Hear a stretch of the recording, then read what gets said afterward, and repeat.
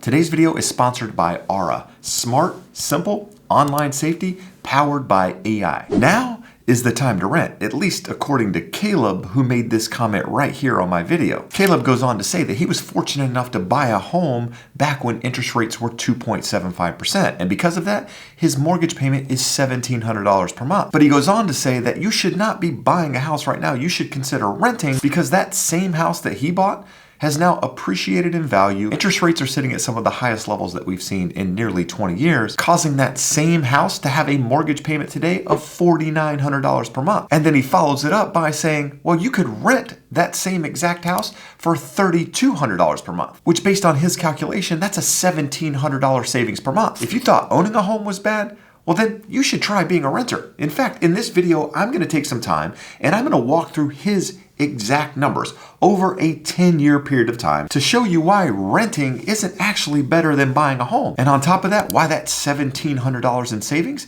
isn't really savings at all. Now, before we actually dive into the numbers, there's a few things that we have to assume in a video like this. We have to assume it's the right time in your life to become a homeowner. You have job stability, you have relationship stability, you plan on being in the same place for the next 10 years or so, which means you have the most important piece of that puzzle, which is that longer term time horizon. But at the same time, one thing I will say is that owning is not for everyone. There are some times in your life when you should actually wait to purchase a home. And it's really all of those things that I just talked about a moment ago. If you're newly in your career, you're not sure where you're going to be in a couple of years. You're not really sure if you're going to be in that same location in 2 to 3 years, much less 10 years. Or maybe rather you're just not in a position to buy. Maybe you don't have the money for a down payment. Maybe your credit score is not really in a good place at the moment. And that's something you need to work on to be able to put yourself in the best position possible so that not only can you get pre-approved to buy a home, but you can get pre-approved at the best rates in the market so that ultimately you can walk away with the lowest monthly payment. And the other thing you can control is how your information appears online. You ever done a Google search and seen your name and seen personal information out there, like your health records, your phone number, your home address? How uncomfortable and exposed does that actually make you feel knowing that your personal information is out there? The thing is, this is a big business, and data brokers,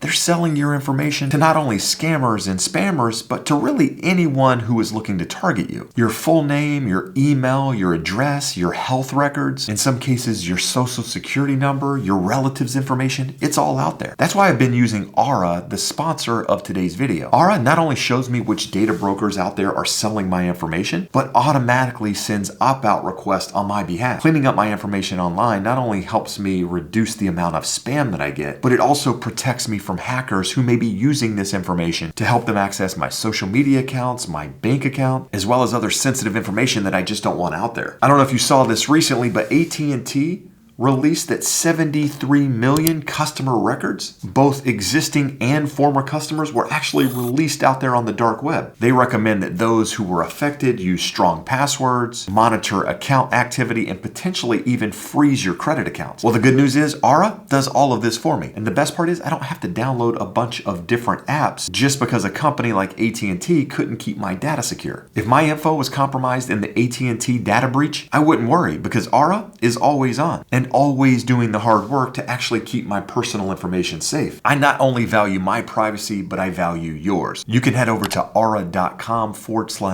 Smith to start your 2-week free trial. And I also linked it in the description below. Now, maybe you are in a position to be able to buy a home, but you still want to sit on the sidelines because you're uncertain of where the market is. Maybe it's just not the right time for you. You believe that a housing crash is coming. You believe something is going to change in a way that's going to make housing more affordable. Well, in my experience, that's really a fool's game because it's really, really difficult to pick the top or the bottom in a market. But with that said, there are some benefits to potentially waiting to buy a home. One of those is the possibility of lower mortgage rates. The other one is the possibility of lower home prices. Now, the reality is you're probably not going to get both. If interest rates continue to climb, that's likely going to bring home prices down a little bit. And on the flip side, if mortgage rates come down, that's likely going to increase buyer demand, which is going to cause home prices to rise. But in addition to that, you have the possibility of less competition by waiting, by less buyer demand out there in the market.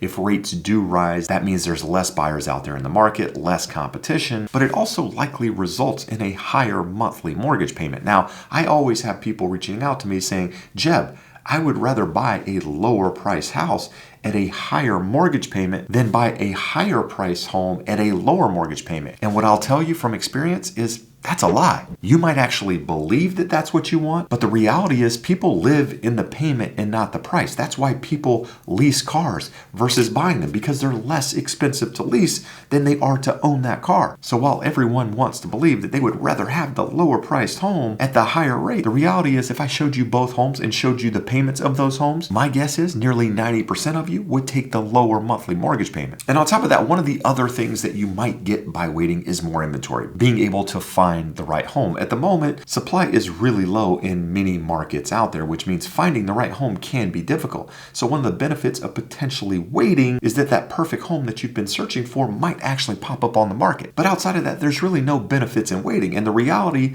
of all of those things happening to make homes much more affordable is very, very low. That's why instead you should focus on controlling the controllables. Focus on the things that you can actually control.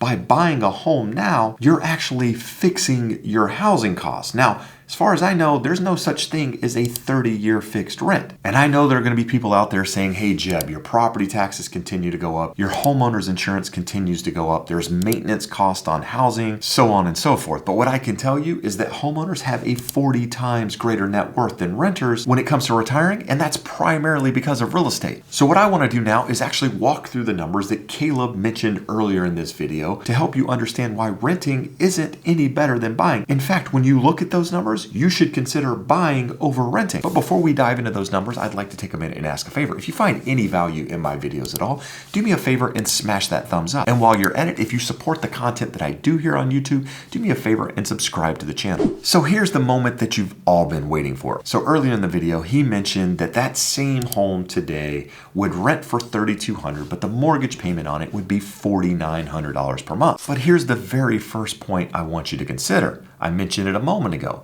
There's no such thing as 30-year fixed rent. And that's why I did a quick calculation saying that rent is going to increase about 5% per year. Now, here in the state of California where I'm located, rents can go up as high as 10% per year or 5% plus the current inflation rate. So where we are here in Orange County, California, you could increase someone's rent at the moment somewhere between 8.5% and 9%.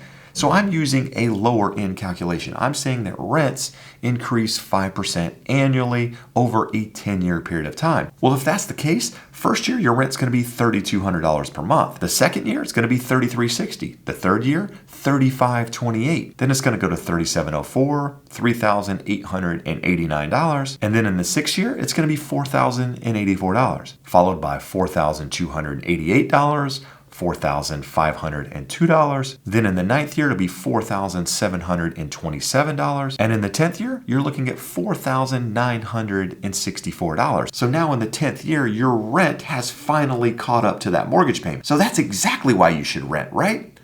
Wrong. And it's because during that same period of time, that home that you purchased likely increased in value. And during that same period of time, you've actually paid down the principal balance of that mortgage, putting money into a fixed savings account. So you're gaining equity on the appreciation, you're paying down the principal balance, on top of likely getting a chance to refinance into a lower mortgage rate, potentially lowering that payment even further, putting it more in favor of home ownership than the numbers that we're going to talk about today. So this is considering you not being able to refinance at some point in the future and take advantage of that payment. So for today's video, we're using interest rates somewhere around 7.5%. Now in his comment, he mentioned a mortgage payment of $4,900 per month, but he didn't say whether that included taxes and insurance and all of that. So instead of getting into those calculations, I just took the median price home, which is currently $393,500. In fact, that mortgage payment isn't $4,900. It's around $2,751. But understand, the higher price point you go here, the more the numbers are going to favor home buyers. So we're just going to use that median home price that I mentioned a moment ago. And let's just say, on average, that home appreciates about 3% per year over that 10-year period of time. Now realize homes have actually appreciated around 4.6% over the last 65 years. We're using less than the traditional, the historical number over the last 65 years at 3%. And the reason I'm using 3% is because we've gained so much appreciation over the last couple of years. It's not likely that we're going to see 6%, 7% year over year over year. What we're likely to see is 5, 6%. And maybe some lower numbers, something flattening out, but the average is probably going to be 3% per year. So if you took that $393,500 home and you increased it 3% per year over a 10-year period of time, that home is going to be worth $513,428 in 10 years, which is a $120,000 increase in that 10-year period of time. And guess what's happened during that 10-year period of time? You've actually paid down the principal balance of that mortgage.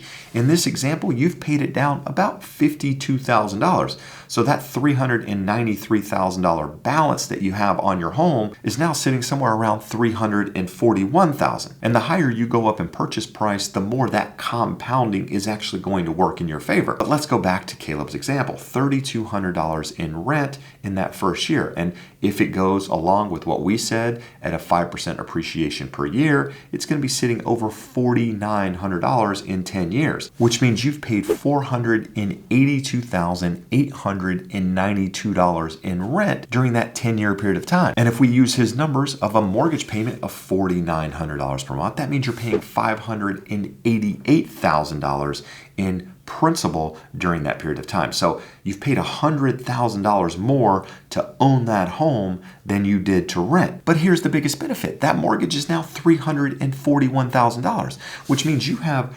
$247,000 in equity on that property versus having absolutely zero as a renter during that same period of time. Yes, you paid more to own that home, but you actually own something. And chances are that home's going to continue to appreciate in value. The longer you hold that piece of real estate, the more it's going to benefit you long term. And some things we're not really considering in this video is on top of your rent payment, you're also paying homeowner's insurance. And that homeowner's insurance isn't going to stay steady over that 10-year period of time. It's also going to increase. And on top of that, maybe you're lucky enough to stay in that same property for 10 years. But let's say that you moved during that 10-year period of time.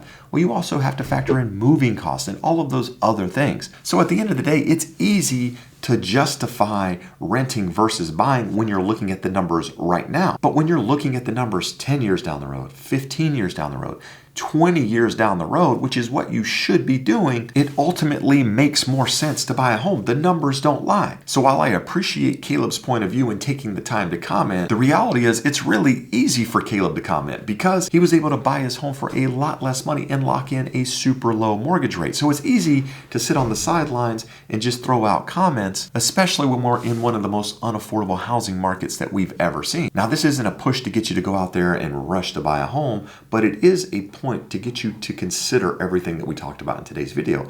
Don't just look at the here and now. Look out into the future. Look at where you think you're going to be so that hopefully you can be one of those homeowners that has that 40 times greater net worth than those of renters. Now, in other videos, I've actually broken down the pros and cons of both waiting versus buying now in a little bit more detail to help you understand when it actually does make sense to rent versus own. So if you're interested in learning more about that, do me a favor and check out this video here.